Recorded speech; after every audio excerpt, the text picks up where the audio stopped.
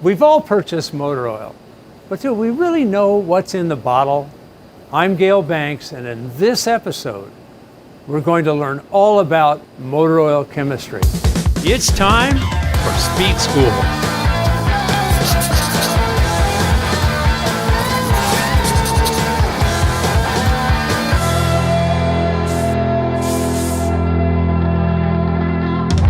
In the last episode, I learned how motor oil is manufactured. Today, Dan Peterson from AMSOIL's engineering department gives me a chemistry lesson. It's day 2 of my lubrication education. Welcome to the AMSOIL Chemistry Lab. This is kind of the brain trust of AMSOIL. And we're going to be taking a tour today of the whole lab, and we're going to see all the things that we're doing. Yes. But before we get started, I'd like to take your viewers through some foundations of how a motor oil is put together and some of the components and how they work. So we're going to take a look at that here before we get going on the tour. Well, I'm here to learn. All right. Yeah. This picture represents what a lot of people probably understand. You got a rolling shaft here, and then you've got a bearing surface. Mm-hmm. So one of the primary roles of a lubricant, first of all, is to separate surfaces. Yes. So one of the things that we really spend a lot of time on is viscosity of the oil or the thickness of the oil. The thickness of the oil makes a big difference in terms of the deflection of these surfaces.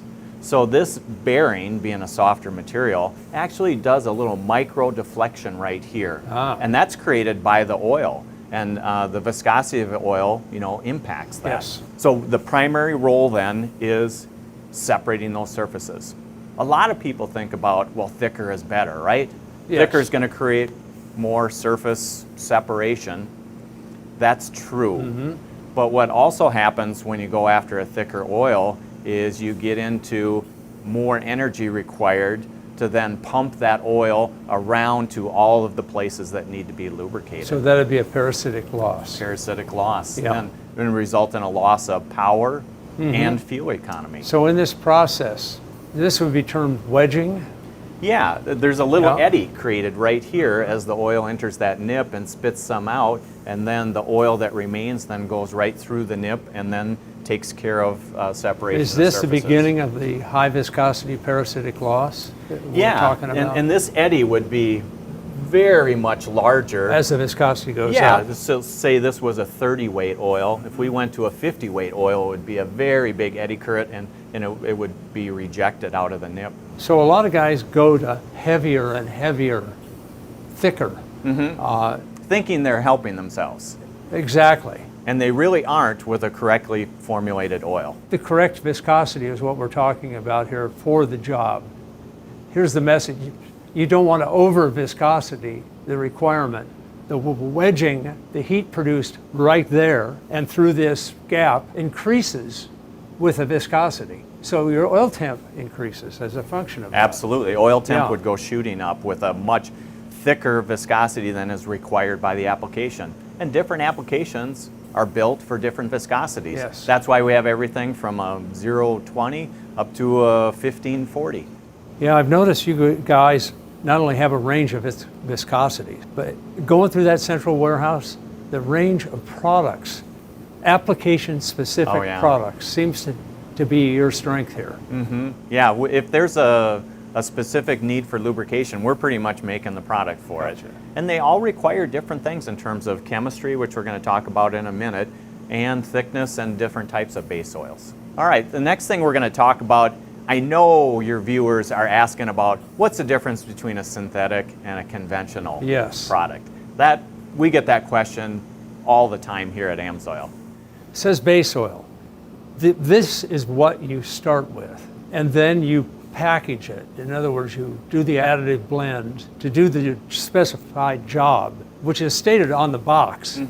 So we actually saw a lot of these base oils in tankers, out on the tour. So this is just a list of base oil categories. Gotcha. So this is the start of defining the difference between conventional and synthetic fluids. So we're going to start with what's called a Group 1 fluid. So this is a typical conventional fluid, and this is how it's specified. So when you get a conventional motor oil, it would contain some Group 1 and probably Group 2 fluids. Yes. So that's just the name of the fluid type. This is the manufacturing process that it goes through. It's a lot of chemical refining, just plain chemical refining to alter those molecules and clean them up a little bit. So not a huge amount of work, but some work that's done on it. So the oil that comes out of the ground Right, coming right out of the ground. has stuff in it you don't want. Right. There's Yeah. plenty of things that are taken out of a barrel of oil, but when you get down to working on the base oil, there's Yes. still a lot of contaminants that come with it that we don't want, ineffective molecules that are in there. So it's chemically refined. Yes. And to change that. So this next one is saturate level. So this one we're going to talk about in a minute, but this one has a lot to do with oxidation resistance. So it's either a lower amount of saturation, which is not good, or a very high amount of saturation, and we'll go through that in a minute. So now we're going to sulfur level. Sulfur is a typical contaminant, and it Yes. comes out of the ground, and you get a stinky barrel of oil, right? Yes. And you can get sweet Yes. crude or sour crude, you know, it's got more sulfur. So you're in it. smelling hydrogen sulfide. Yeah, you're smelling the sulfur content Yeah. in that, and it does carry through, you know, so there is an amount of sulfur that we don't want in that base oil that Yes. comes in that we take a look at. And you don't want it in your diesel fuel either. Right. So we're taking a look at the sulfur level and defining that and basically trying to get more sulfur out of there. So Group 1 has a fair amount of sulfur in it. Now I'm going to move to viscosity index. Yes. So this is kind of a complicated one, Gail, but it's very important for, I think, the viewers, you know, to understand. So viscosity index is just the relationship between the thickness at a cold temperature of that base oil and the thickness at a high temperature of that same base oil. So So the range is minus 30 C. well, this is one that we actually create a curve on, and there's no specific range for it. Gotcha. It's just the relationship between what it looks like at cold temperatures versus what it looks like at hot temperatures. So you get this kind of negative curve going on where it's really thick at cold temperatures and it gets thinner at hot temperatures. So the big difference is as we go up the scale to higher quality base oils, the viscosity index goes up, meaning that we don't get near the amount of change in thickness at cold temperatures versus hot temperatures. Yes. So that curve like this starts to flatten out a little bit. Yeah, So yeah. this would be a conventional molecule and the synthetic would flatten out kind of like this. Less That's delta. that's a huge advantage. Yeah, because you think you start up your engine in cold temperatures. Yes. You don't want it to be lugging and have take a long time to warm up and take a long time to get that oil up to where it needs to be to lubricate things. And then opposite, in hot temperatures, you want to make sure that that thickness is good. You got a good thick oil at hot temperatures where you're needing to protect things. So cold start engine wear. Big one. Yeah. Some people estimate it's over 50% of all wear in an engine, cold starts. I'm one of those people. Yeah. Now we're going to go to a little bit more refining. So this Yes. is hydroprocessing and more refining. So you're starting to attach some hydrogen molecules onto that base oil molecule and get rid of these free radicals that are in there and double and triple bonds. We'll talk about in a minute. So more hydroprocessing and some more chemical refining. That brings the saturate levels up a little bit. So then the requirement, you have to be above 90% on that saturate level. And the higher is better for saturating the molecule. You start to get your sulfur levels down Yes. below 0.03%, so you're getting more contaminants out of the system. And then look at the viscosity index. It basically remains the same over here between a group 1 and a group 2. So they're generally that 80 to 120 level. So you don't get to better viscosity index until you get to group 3. So now group 3, Gail, this is where we get into synthetics. Yes. So we didn't define this. There was an industry dispute several years ago where one base oil manufacturer was making group 3 base oils and they wanted to define group 3 base oils as synthetic. They end up winning that argument. So group 3 base oils are still base oils that come out of the ground, but they're so highly refined, de-waxed, Yes. and hydroprocessed that we get up, way above 90% for the saturate levels. The sulfur level, continues to go down, and we get this great viscosity index over here. So Greater than 120. greater than 120. AMSOIL uses group 3 base oils. they're very good base oils, and there's different kinds, different manufacturers. We use Group 3 base oils regularly on some products. The next one, this Group 4 category, is only for one material. So it was defined specifically for a material that's used, widely by synthetic manufacturers in the synthetic motor oil industry, and that is polyalpha olefins. So polyalpha olefins are just one category of molecules that are really good for lubrication, great for viscosity index, and really good for oxidation resistance. This does not come out of the ground. This is a chemically synthesized molecule, making it very pure and very controlled. It's all chemical reactions to do that. And as a result, that molecule imparts really, really good properties to the lubrication products that are made with that. And then the last one is Group 5, and these are all defined as synthetic. So Group 5 is a group of synthetic molecules, synthetic base oil molecules, that can range from silicones to esters to fire retardant base oils, and a number of base oils you use for very special applications. And they're not included in the others, and there's a lot of specific parameters that define those base oils. Got it. When we do use base oils for sure in this Group 5 area, other synthetic base oils that impart special properties. And that's kind of it in a nutshell for conventional, Group 1 and Group 2. Now you're down to synthetic 3, 4, and 5.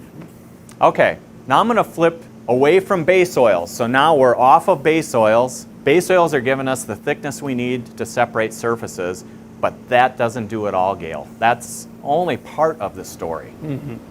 Yes. So the other part of the story is the chemicals that are put into the motor oil.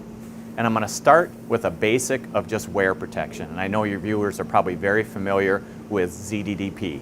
Yes. ZDDP is a molecule that's been around for a long time.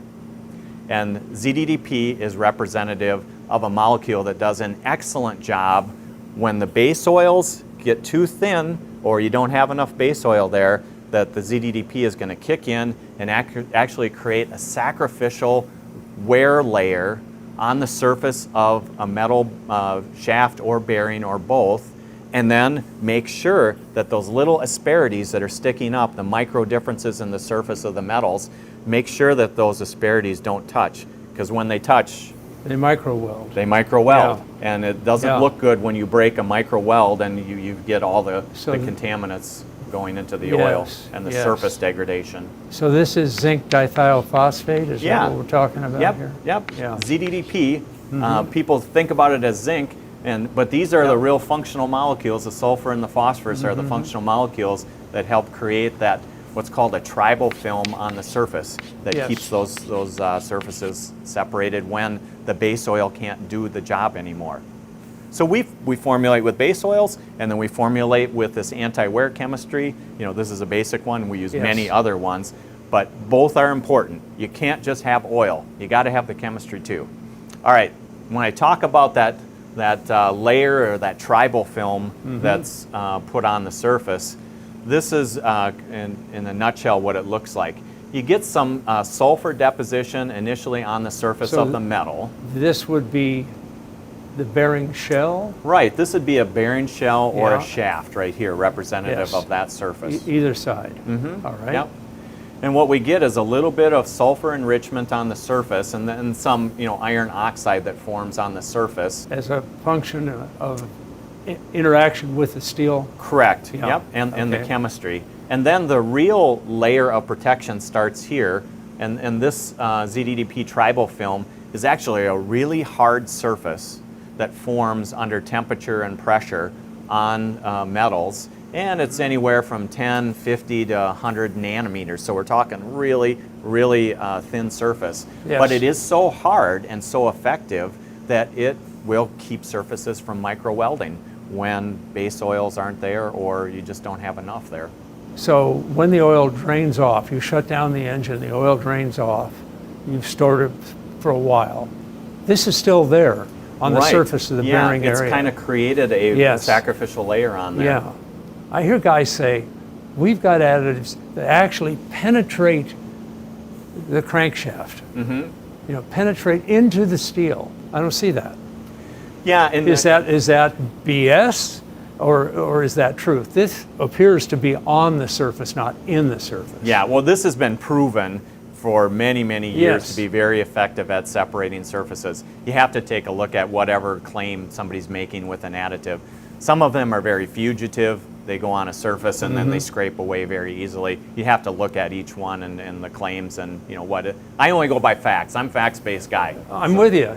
I deal in That's facts. all I care about. Yeah. Yep, I know you do. Just the facts, ma'am. Now I'm going to switch back to remember we talked about saturate levels? Yes. And that was on our table back there, and we were talking about you want your molecule very saturated so it protects from oxygen attaching on to the backbone of that molecule. Yes. So this is just some basics in chemistry. I happen to like chemistry.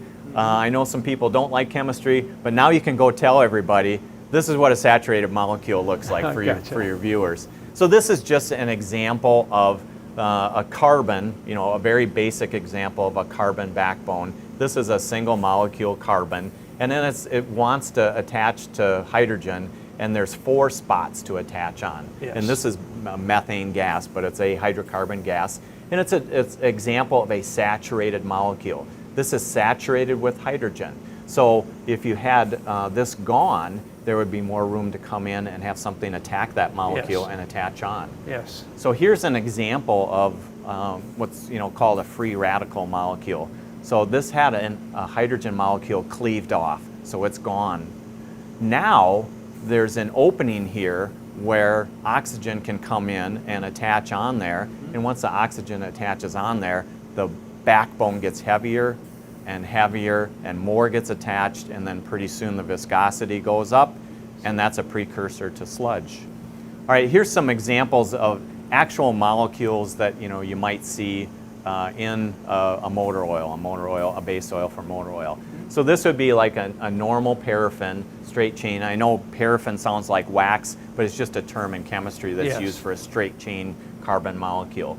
And this is an isoparaffin, so it's just a branched hydrocarbon that's pretty much saturated, and it just branches off, and it has a little bit different properties. So those are just a couple examples of a kind of saturated molecule. This is a different structure. This is a naphthene, and naphthenes are used not in motor oils really, but they're used in other lubrication applications. And it's an example of a structure that's fully saturated, so we've got hydrogens all the way around there. Yes. And so it's very stable. It's got some good properties and some not so good properties. And because it doesn't have good properties for motor oil, we don't use it in motor oil. Looks like it's got an oxidation opportunity right there. Yeah, so good question. Molecules, and we looked at the saturate level, above 90%. 90% doesn't mean 100%. And 95% doesn't mean 100%. Yes. So there always are little pieces of the molecule where something was cleaved off or we didn't get a hydrogen attached to that. Yes. And then it's susceptible and open. This would be where oxidation would start. Got it. And there's no molecules out there where oxidation doesn't eventually take hold and get us. It's just degrees. There's just better ones. Right. Yeah. Right. Okay, so here's an example of an unsaturated molecule. So this is bad. This one leaves a lot of room for attack of oxygen onto the base or the backbone of it. So we're going to introduce some of this chemistry stuff. This is a double bond. So this carbon can only have 4 attachments. So there's 2 of them here, 1 there, and 1 there. So we can't get another hydrogen on here. Because double bonds are really strong, it changes the characteristics of the attachment of the other molecules, making this generally kind of unstable. So it wants to react with things. And of course, oxygen would be one it would love to react with. Yes. Come, bring it on, Yeah, oxygen. yeah. And then it's going to get in and attach onto that surface because of the strength of this bond and then what that double bond does because it doesn't have good blockers out here. Yes. We need more hydrogen blockers. Yes. Got it. All right, now I'm going to switch and talk about a very special I base hope oil. you guys are ready for this. This is a big one. Yeah. So this was the group 4 base oils that we talked about. So they made a whole category, group 4, just special for polyalpha olefins. Because they're so good in terms of their molecule characteristics and the properties that they impart, for motor oils and then a number of different other lubrication products. So this is a pretty complicated structure here. I'm not going to go through the whole thing, Gail, but what the big thing is we're looking at, we got saturated molecules all over the place. They got 3 hydrogens and an attachment to another hydrocarbon. Yes. So the way these are designed, they have excellent flow properties. That viscosity index is tremendous. So they're very thick at high temperatures, and then at cold temperatures they don't thicken up that much. Yes. So we're going to see that today too, how well these types of molecules flow at extremely low temperatures. Yes. That's one of the big benefits of this, besides the oxidation resistance. So the one thing I wanted to point out here, this is a standard polyalpha olefin, that's used in the industry. Yes. And this is one that's uses a metallocene catalyst to create the molecule. So it's a little different way of creating the molecule, and it cleans up some of the sites on the molecule. So it's got slightly different foam properties and some different viscosity index properties and a number of things that we really like. So Yes. just 2 examples of that group 4 fully synthetic, and this is chemistry, Only. Yeah, Yes. it's synthetically It didn't reacted, come out of the ground. did not come out of the ground, Right. and this is a very clean molecule. So what specifically is an olefin? Yeah, so it sounds like a fancy name, Gail. It is doesn't a fancy name. Yeah, it must Yeah. mean something very specific. Yeah. It's just a chemical name that talks about a specific structure of a hydrocarbon. So it's nothing more than that, but it's the basically how the backbone is structured and put together, and it's just olefins. They start with a linear alpha olefin, and then you branch it and react it, and goes to a polyalpha olefin, just meaning a lot of olefins A lot together. of them. You just said something about a specific usage of the metallocene material. Yeah, the metallocene materials are newer, and the industry wants to go to metallocene materials because it's a very cost-effective way of making polyalpha olefins. But the benefits that come with that is it improves properties specific to like foaming, Yes. and viscosity index and other things. So it's an improvement on the standard polyalpha Yes, olefin, got it. and so this would be version 2.0 Yes. of polyalpha olefins. Thank you. Soot particles, guys. Hey, deleters, smoke boys. We're going to talk about soot. Good intro, because soot is not good in motor oil. Yeah. And so we put specific materials in there for your guys that blow soot through their rings into Yeah, their motor oil exactly. sump to encapsulate those materials so they don't aggregate. So the message here is if it's coming out the pipe, it's going past the rings. Not good. Please continue. Well, it's a great point, and soot used to be so prevalent in diesel applications that diesel oils were designed, and there's specific tests to encapsulate soot particles to keep them from aggregating. Because as they get bigger and they want to agglomerate together, then they're going to go into one of those, entry to a rolling surface, Yes. and then scratch and abrade that surface. So it'll actually create wear. Soot is hard on the bearings. Got it? Many engine rebuild on a diesel side was as a result of soot particles aggregating. Basics of dispersants. You got a polar head. So this is the head of the chemistry, and it has an affinity for metals. Yes. So it wants to go seek out metals and attach onto metals. So that's what we want them to start off doing. Or it's going to also have an affinity to a soot particle. So this polar head is going to go in and attach onto the surface of the soot particle. And the tail, here's the functionality of the tail. Yes. The tail likes oil. So the tail is going to sit out this way and attach itself to the oil, and the head is going to keep attached to the soot particle, thus separating the soot particle from other soot particles. Exactly. and keeping them separated. So Yes. these are blockers again. They're blocking another soot particle from coming in. And then these would be going after the other soot particle. How does the polar head attach Yeah, it's basically an attraction. That's a good question, Yes. Gail. So that polar head is positively charged, and it's being attracted onto the negatively charged surface of the soot particle. Got it. So then it wants to just grab on and stay there based on Kind the of sounds charge. like magnetism. Yeah. All right, this is a look at a detergent molecule. So dispersants, we talked about, keep contaminants from aggregating Yep. and keeps them encapsulated. Yep. Now we're talking about some cleaning here. Yes. So the detergent molecule has a couple different properties. Number one, it's going to help clean surfaces. So it keeps surfaces free of varnish and buildup of carbon, you know, Yes. those types of things. Yes. Additionally, and this is very important for your diesel audience here and people that own diesel vehicles, is this has got calcium carbonate in the core of the molecule. And calcium carbonate's like Tums.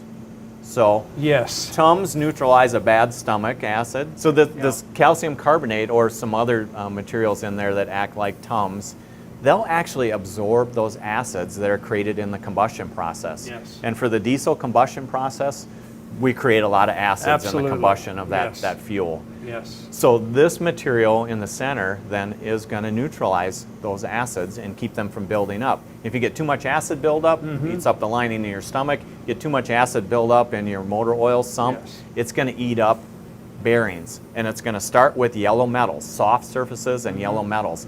That's the place where it's going to show up first. If you get to the point of too much acid buildup and it starts to eat the surface of the bearing, you can go, oh, I've got a lot of time to react. You actually don't. When it Yes. starts eating away, you're in trouble. You're toast. Yeah, you're toast. Yeah. So again, this is what it looks like, the polar head of the molecule seeking out the surface of the iron and then attaching to that iron, and then we're keeping that surface clean. More surface Yes, chemistry here. yes, So we yes. got a whole bunch of things moving to the surface and Rust wanting to do inhibitor. things. We always see water. Water's all around us. It's in the atmosphere. We're getting condensation constantly Yes. in a motor oil sump. So you can't run from water. So the only thing you can do is to protect yourself from the water buildup in sumps. So the way that we do that, and also people think, well, oils all protect surfaces of metal, right? 100%. If you just put any oil Yeah, you on the just smear surface, it on there, Yeah, yeah. it's going to protect Yeah, the surface. yeah. Well, it's not the case because those surfaces are very fugitive and water can get in a hurry. Yes. So you actually have to get down to the molecular level to protect your surfaces from rust. So this again is the same type of molecule, polar head attaching to the surface, and then the tail sticking out here actually repels the water from coming in and attaching and attacking that surface. So again, there's a lot of surface chemistry going on here. Don't be an amateur chemist. Let us do that work, and we'll keep your diesel vehicle running a lot longer. So I think what Dan's talking about is combination.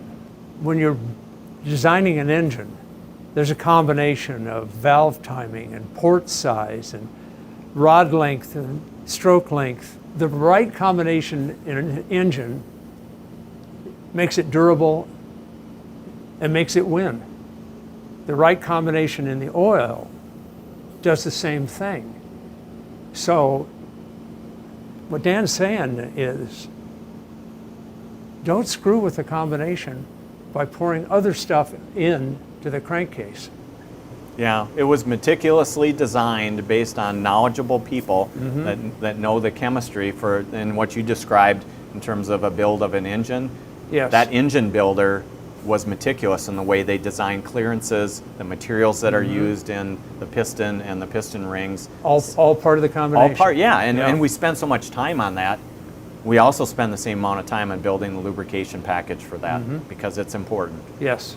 All right, Gail, we talked about a lot of the chemistry that goes in, the components that go Yes. in that build the functionality of the fluid. Now we're going to take a step back and just talk in general about how do you build a 5W30? Go for it. So how do Yeah. you build it? Yes. So we're going to break that up into two components. First of all, we're going to start off with the W rating. People think about W rating as cold. So that's the rating for how the oil functions in cold temperatures. In this case, it's a 5W rating. What that means for thickness of the oil, and just on the viscosity side, it's a maximum of 6,600 centipoise at a temperature of minus 30 C.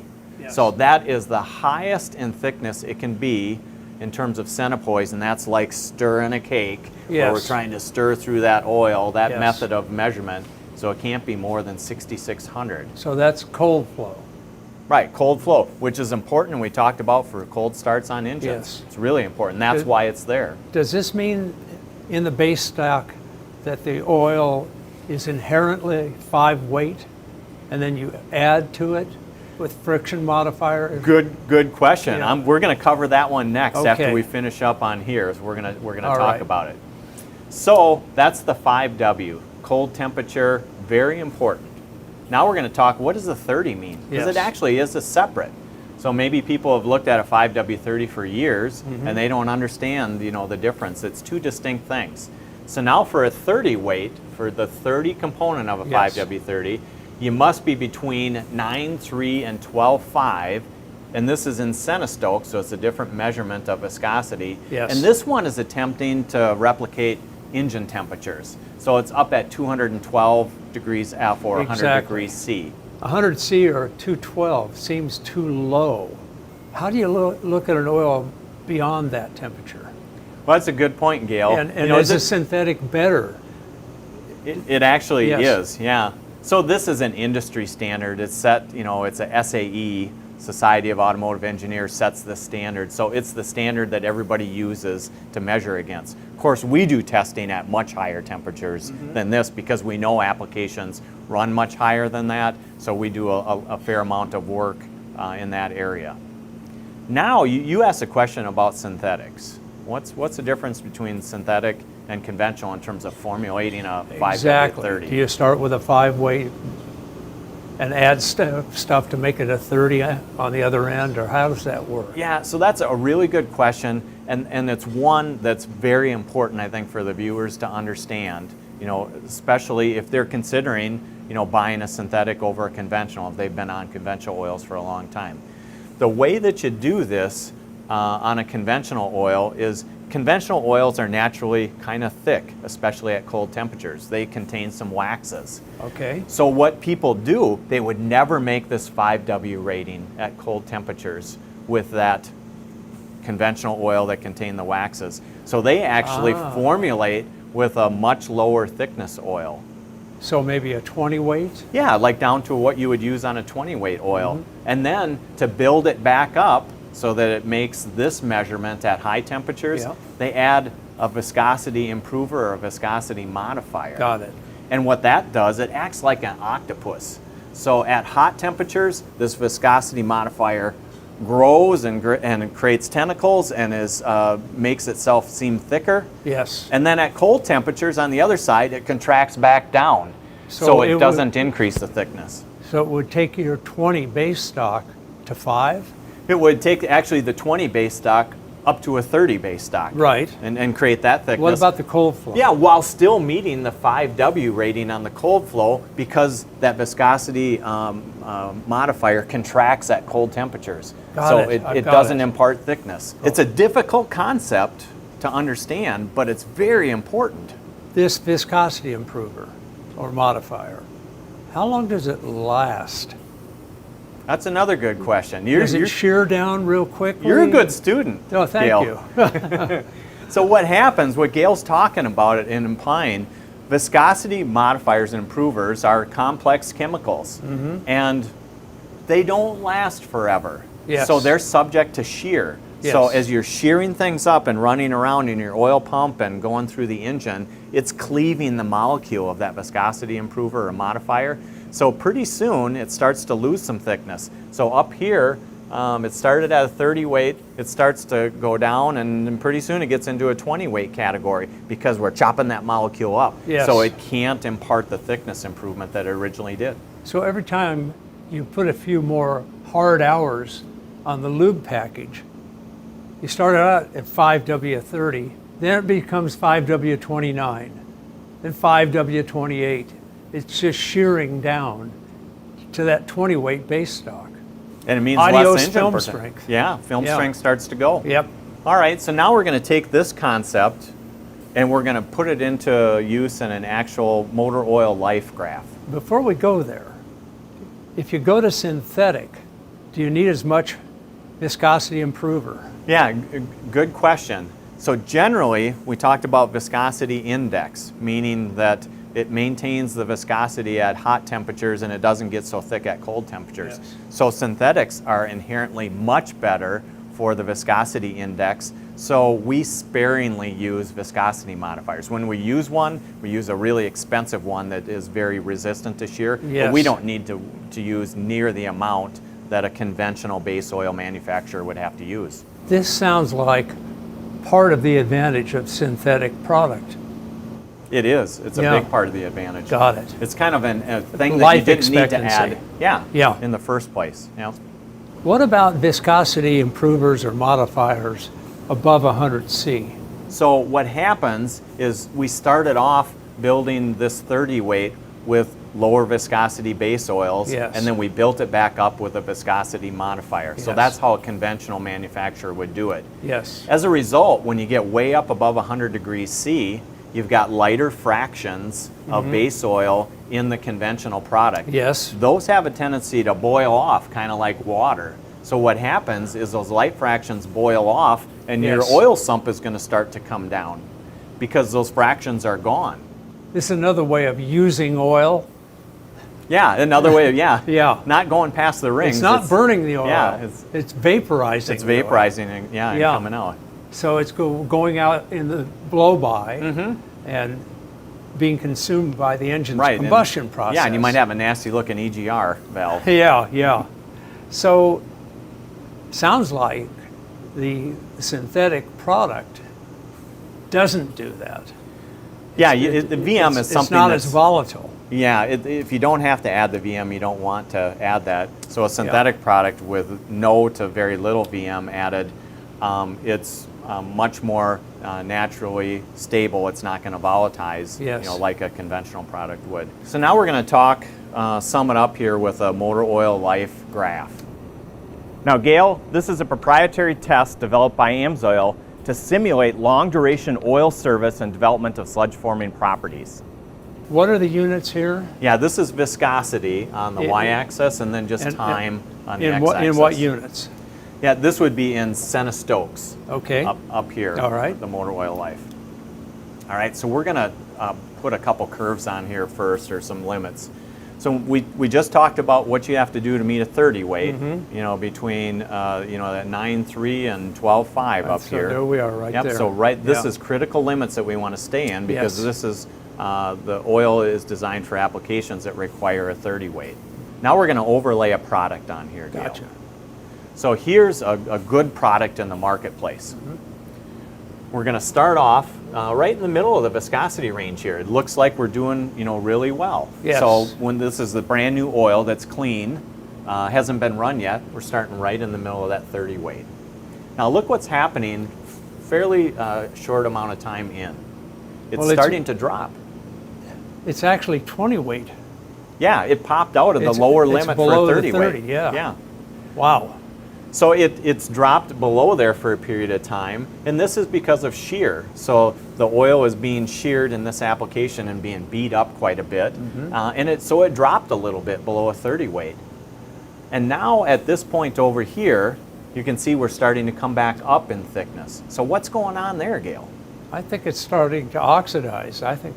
Very good. Yeah. Yeah, that's oxidation taking hold right there. So as oxidation starts to take hold, the thickness of our oil goes up, and not far behind oxidation is always sludge formation. Yes. So anytime you see an increase in viscosity like this, you're getting sludge very quickly after that. This is shocking to me. Yeah, this is something that we really pay attention to. So we're Yes. going to overlay an AMSOIL product on here. When we say it's a 30 weight, it's a 30 weight over the life of the oil. So here's another product, Gail, very good product in the marketplace. Yep. This one following the same curve, starting off right in around the middle of a 30 weight range. Again, it's dropping below a 30 weight, and then it starts to come up again. And it's increasing They in both- viscosity again. They both break out at the same point. Yeah. That's interesting. Yeah, and So where's the advantage here? Well, right here, this delta up here, we're talking about, this is the advantage. So it's an extended performance product. Got So it. it has resistance to oxidation. So this is an accelerated laboratory test that's Yes. predicting motor oil life. So we're seeing the delta between the extended performance product and the standard product in terms of viscosity increase. So that, it's a good delta there. And now we're going to overlay an AMSOIL product on here. So I want to point out two things, Gail, with the AMSOIL product. Yes. So we're the green line here.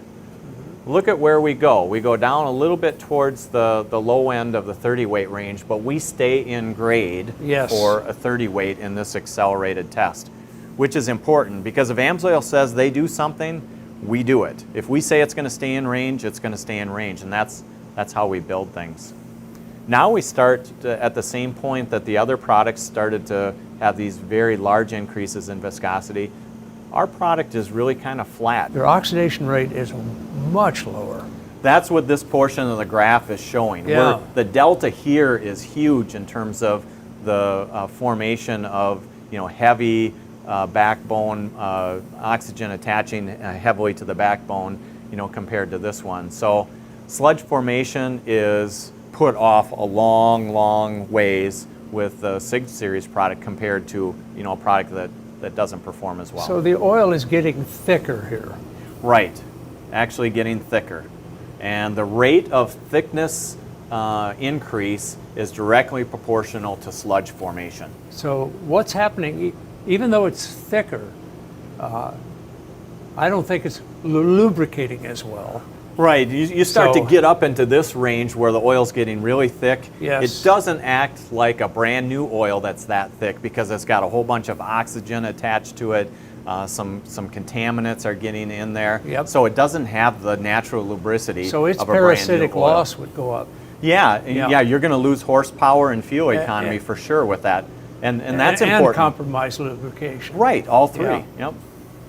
That's beautiful. I love that. Yeah, that's a nice Yeah. curve there. We're pretty proud of that one. What a remarkable difference. Yeah. This is how we're formulating and the results of formulation and formulation chemistry, Gail. Now we're going to take you through the laboratory and show you all of the instruments that we use to test a fully formulated motor oil. So that'll be our next segment. That's our next step. All right.